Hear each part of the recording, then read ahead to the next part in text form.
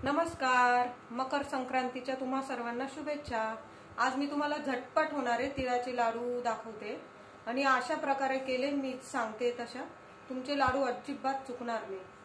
चला आपण सुरू करूया आता तिळीचे लाडू बनवायला। इथं मी पाव किलो तीळ घेतलीये, थोडी वेलची घेतलीये आणि एक वाटीभर शेंगदाणे मी भाजून घेतले, त्याचे साल काढून घेतले आणि पाव किलो गूळ घेतला। जेवढी तीळ घेतली तेवढा गूळ घेतलाय। आता मी कढई गरम करून घेतली आहे, त्यात आपण सगळी तीळ भाजून घेऊया। तीळ छान मंद आचेवर खरपूस भाजून घ्यायची आपण आता।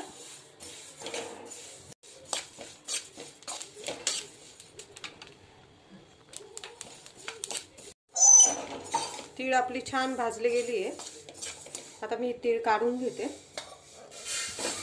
शेंगदाणे आपण एकदम जाडसर अरड भरड एकदम दळून घ्यायचे, कूट नाही करायचं आहे आपल्याला। हे बघा शेंगदाणे मी असे जाडसर एक दोन वेळा असं चालू बंद केलं आणि असे जाडसर दळून घेतले। त्याच कढईत मी एक 2 चमचे तूप टाकते। लगेच आपण गूळ टाकूया।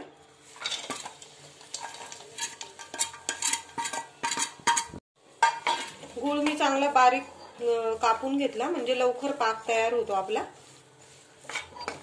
मी पाव किलो तिळीचे लाडू बनवते, तुमच्या घरात जास्त लोक असतील तर तुम्ही सगळी क्वांटिटी वाढवू शकता। एक 3-4 चमचे मी पाणी घेतलंय ते टाकते आणि आपला छान पाक तयार करून घेऊया।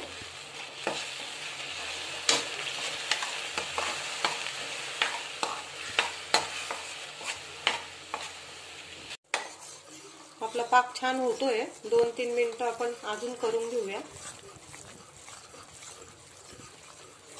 आपला पाक जवळजवळ तयार झालाच आहे। आपल्याला पाक तयार झाला आहे का नाही कळण्यासाठी मी इथे एक वाटीत पाणी घेतलंय, त्यात असं 2-3 थेंब टाकून बघायचं।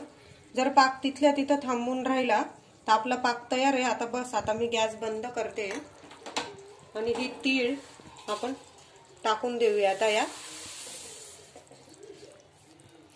थोडी वेलची पूड आहे मी घेतलेली, तुम्हाला आवडत असेल तर टाका। इथं शेंगदाणे मी जरा जाडसर दळून घेतले ते पण टाकले। अगदी वेळ न घालवता हे आपण सगळं मिक्स करायचं लगेच। आता मी सगळं एकजीव करून घेतलंय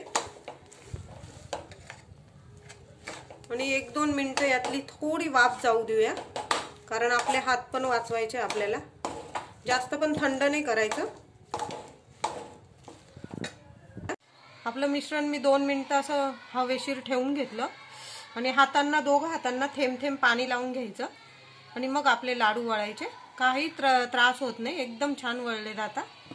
कोणाला घ्यायचे असतील तर जरा लहान वळले तरी चालेल, काहीच नाही, चिटकत सुद्धा नाही। तुम्ही बघू शकता आपण पिवळा गूळ वापरल्यामुळे आपले पिवळसर लाडू झाले। तुम्ही काळा गूळ वापरला चिक्कीचा तरी चालेल। थोडं पाण्याचा बोट घ्यायचा आणि हळूच मिश्रण घ्यायचं। मिश्रण गरम असतं, कोणी मोठे असतील घरात तर त्यांची मदत घेतली तरी चालेल।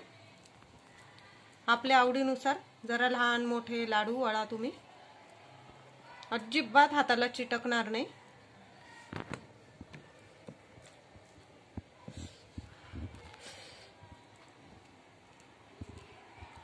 बाहेर सुद्धा तुम्हाला असे लाडू मिळणार नाही, अगदी कमी खर्चात आपल्या बजेटमध्ये आपले लाडू तयार होतात। आणि घरी लाडू केले की त्याची चव आणि आनंद वेगळाच असतो।